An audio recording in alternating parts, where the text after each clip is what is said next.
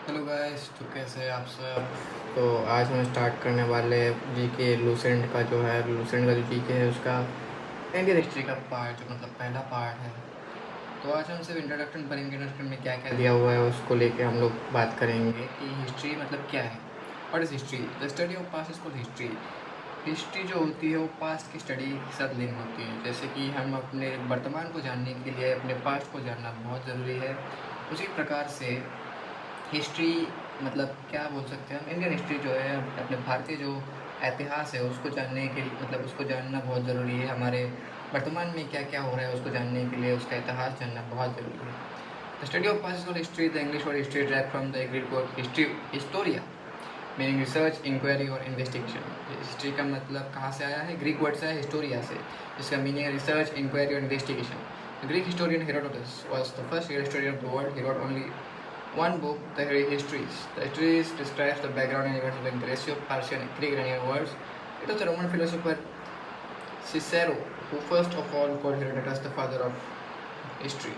तो इससे हम क्या समझते हैं कि जो हेरोडोटस है, जो ग्रीक हिस्टोरियन है हेरोडोटस, जो उन्होंने बुक लिखी थी हिस्ट्रीज मतलब, उसमें उन्होंने डिस्क्राइब किया है कि ग्रेसो पार्शियन ग्रीक और ईरानियन वॉर्स में क्या हुआ था।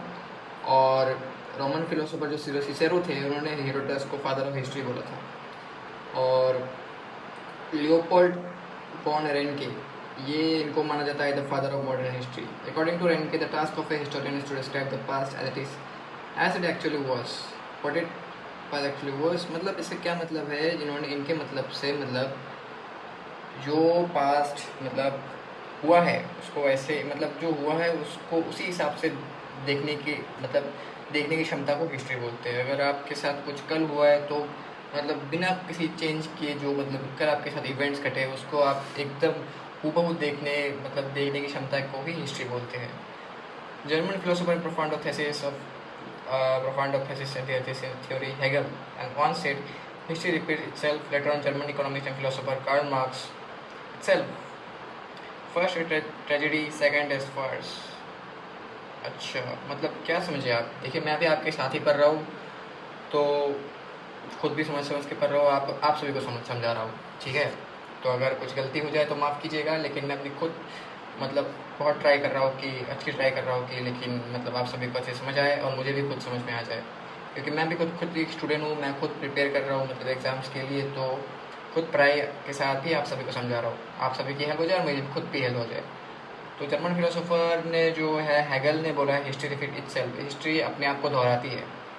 और कार्ल मार्क्स तो आप सभी को पता ही होगा, फिलोसोफर है, इकोनॉमिस्ट है, उन्होंने बोला है history repeat itself, first as tragedy, second as farce. जी, इसका मतलब ट्रेजेडी मतलब क्या बोल सकते हैं, मतलब उस घटना के साथ, और सेकेंड एज फार्स मतलब कैसे क्या बोलूँ, मतलब फार्स मतलब इसका मीनिंग तो मुझे देखना पड़ेगा, रुकिए। According to British historian E.H. Carr, history is a continuous process of interaction between the historian and his facts, and an unending dialogue between the present and the past। तो आज हम इसी लाइन तक पढ़ेंगे, क्या बोलते हैं उसको, प्रेजेंट एंड द पास्ट। ठीक है, आप क्या समझे इन सभी से? हिस्ट्री का बहुत ही अलग अलग मतलब डेफिनेशन दिया हुआ है, बहुत सारे लोगों ने अलग अलग डेफिनेशन दिए हुए हैं।